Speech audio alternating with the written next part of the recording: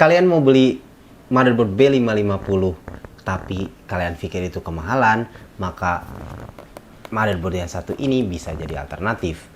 Seperti apa isinya dan bagaimana reviewnya? Tonton terus video kali ini.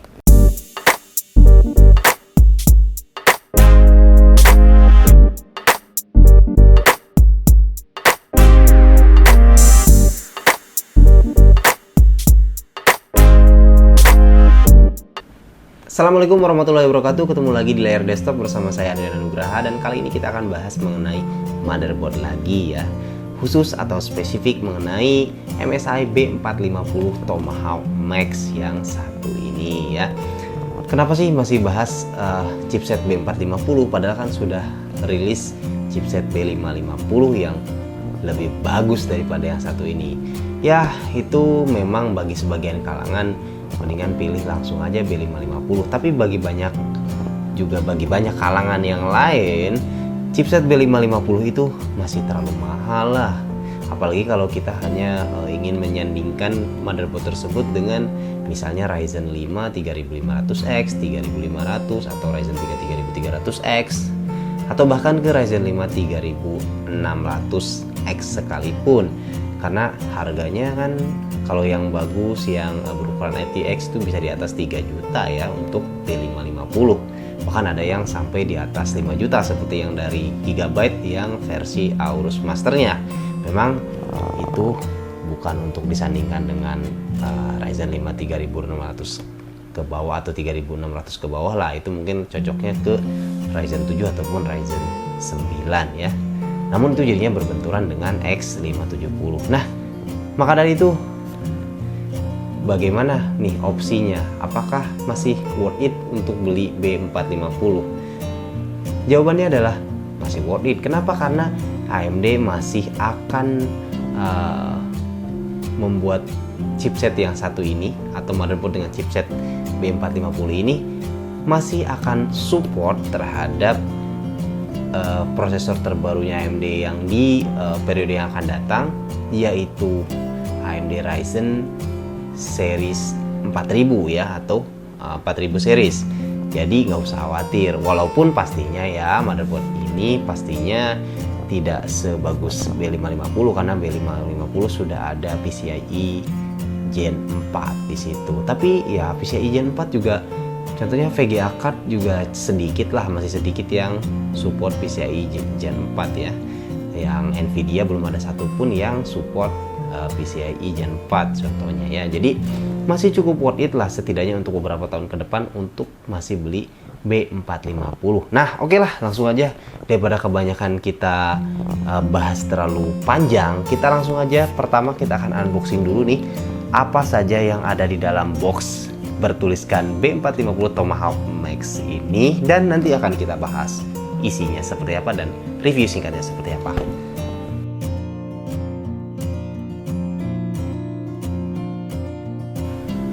Oke teman-teman, langsung saja kita unboxing ya.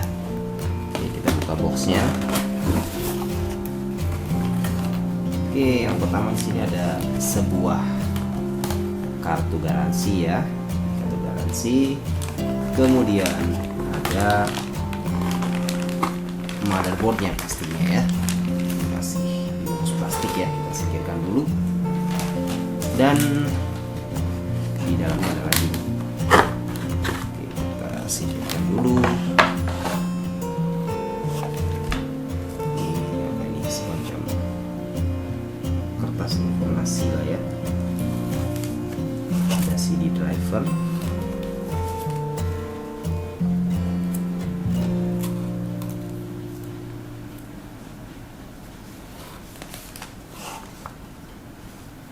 Lagi-lagi ada ucapan terima kasih ya dari MSI karena telah memilih produk MSI. Quick installation guide ya, dan user guide. Tebal banget nih, luar biasa tebal banget. IO shield ya, belum integrated ini, memang masih terpisah. Kemudian ada kabel SATA ya, dan baut untuk M.2. Itu aja isinya. Oke.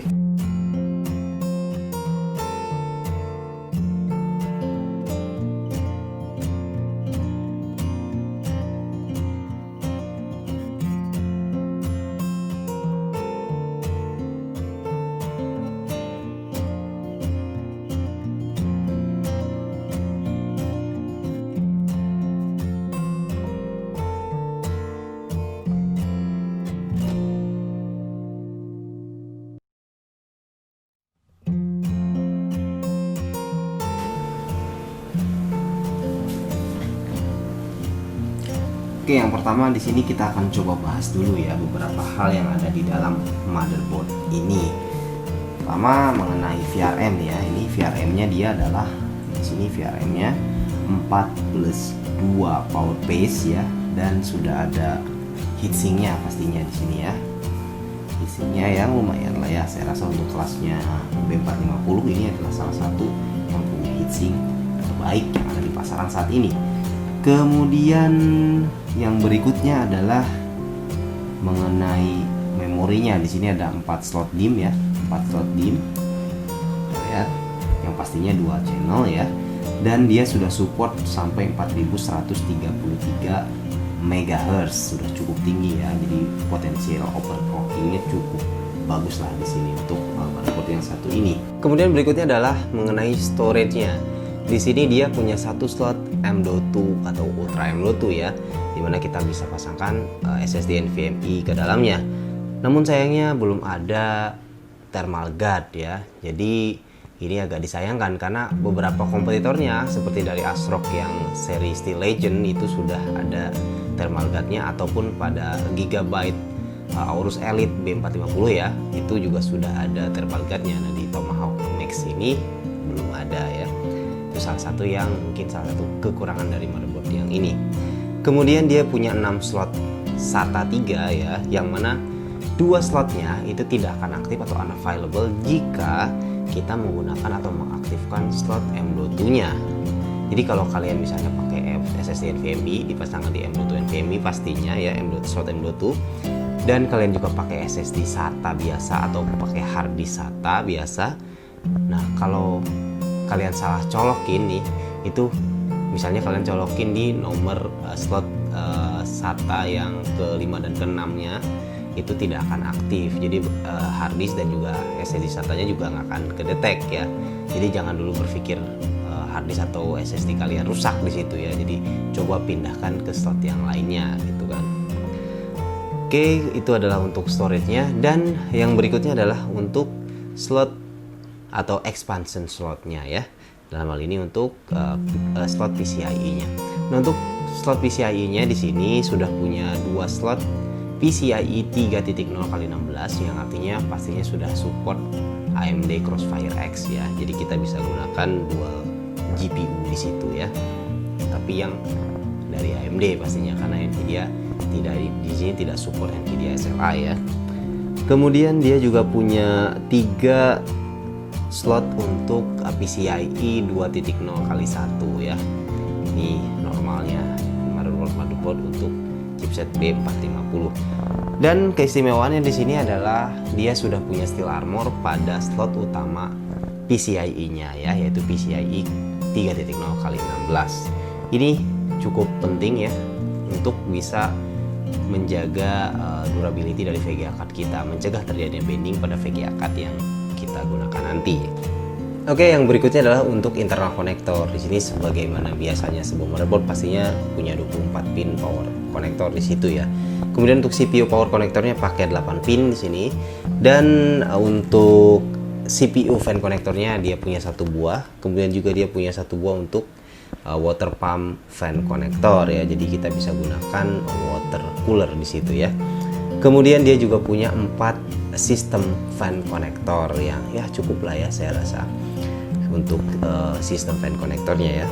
Kemudian ada satu USB 3.1 Gen 1 header di situ, jadi bisa kalian pasangkan ke front panel di casing kalian. Kemudian juga ada 2 USB 2.0 header ya. Kemudian berikutnya adalah untuk I/O port ataupun rear panel I/O port ya. Di sini dia punya flash BIOS button. Nah, ini flash BIOS button ini tidak dimiliki oleh kompetitor-kompetitornya yang lain untuk chipset B450 yang harganya di bawah 2 juta rupiah ya, motherboard dengan chipset B450 yang di bawah 2 jutaan. Kemudian dia juga punya satu slot HDMI di situ, punya satu port HDMI, kemudian satu slot DVI-D di situ. Kemudian 2 slot USB 2.0 dan 2 slot USB 3.2 Gen 1 dan 1 slot USB 3.2 Gen 2 Type A dan 1 slot USB 3.2 Gen 2 Type C. Nah, ini adalah salah satu keunggulan dari MSI B450 Tomahawk Max ini dibanding dengan kompetitor-kompetitornya yang lain. Untuk yang di bawah 2 juta bahkan tidak ada yang memiliki USB 3.2 Gen 2 Type C ya, hanya dari motherboard yang satu ini yang punya ya. Itu salah satu keunggulannya. Selebihnya normal ya untuk rear panel I/O nya.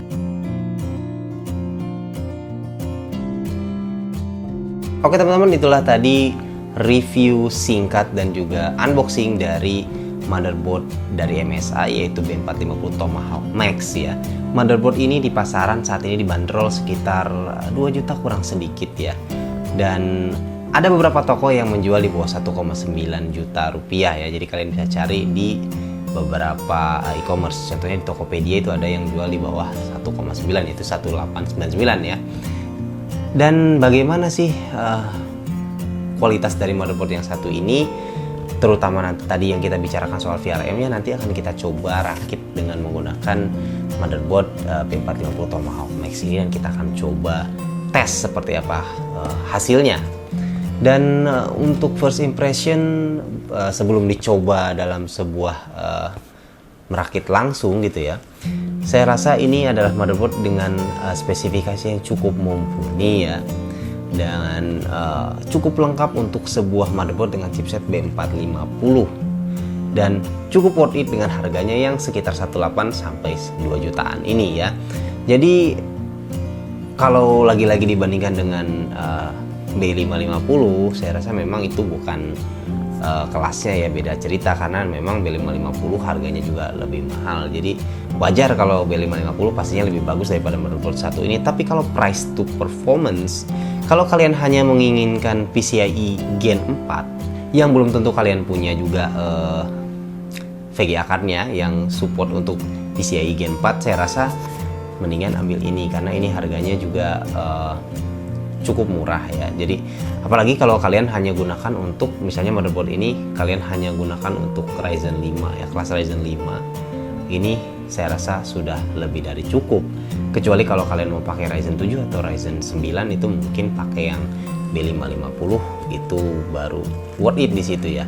Kalau masih pakai yang Ryzen 5 saya rasa masih bisa. Dan kalau misalnya kalian berpikir mau pakai Ryzen generasi atau seri 4000 nantinya, ini juga masih bisa nanti di update BIOS, masih bisa jalankan atau masih bisa di upgrade CPU-nya ke 4000 series. Jadi ya saya rasa kekurangan motherboard ini dibanding B550 memang adalah di PCIe Gen 4-nya dan mungkin VRM yang sedikit di bawah. Tapi untuk menjalankan Ryzen 5 saya rasa untuk CPU kelas Ryzen 5 ini masih lebih dari cukup. Jadi kesimpulannya, kembali lagi ke kebutuhan kalian, menurut saya ini masih cukup worth it untuk kita-kita yang masih menggunakan CPU di bawah Ryzen 5 3600X ya.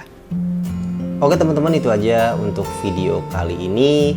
Bagi teman-teman yang penasaran atau ingin tahu mengenai performance dari motherboard ini ketika kita rakit nanti seperti apa, nanti kita buatkan videonya lagi ya. Oke, itu aja, mungkin mudah-mudahan bisa bermanfaat buat teman-teman. Terima kasih sudah menonton. Jangan lupa untuk like, share, dan juga subscribe ya. Terima kasih, sampai jumpa di video berikutnya. Assalamualaikum warahmatullahi wabarakatuh.